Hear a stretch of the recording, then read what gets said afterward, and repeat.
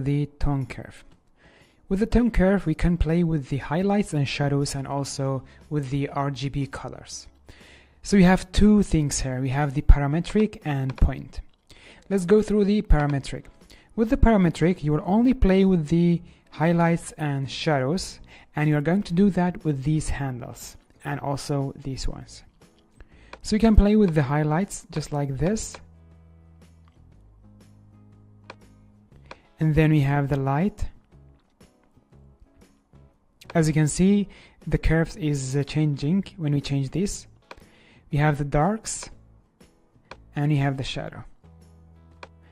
And then we can play with the curve with these handles as well. So we basically have the highlights, we have the lights, which is whites, we have the darks, which is the blacks, and we have the shadows.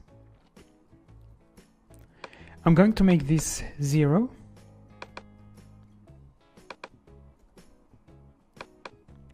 Now let's move to the point.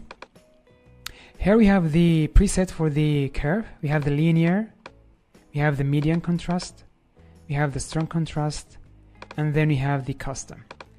Let's go to the linear, and we are going to make some points on this line to play with the highlight and shadow. Because you are working with the RGB, we will be playing with the highlights and shadows. I'm going to click here to make a point here. I'll make a point here and a point here. In this side of the tone curve, we play with the shadow, and this side we play with the highlights.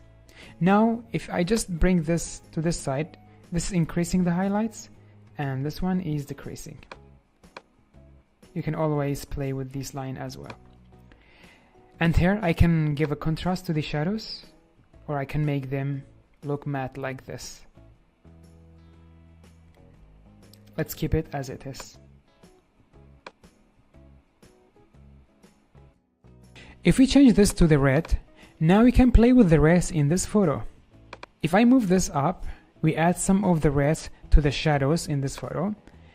And I'll bring this down. We are adding some red to the highlights. If you move it up, it will remove the reds and it will add more greens, just like this. And the same is for the green and the blue. And this is all about the tone curve. I'll see you in the next lesson, and we are going to cover the details.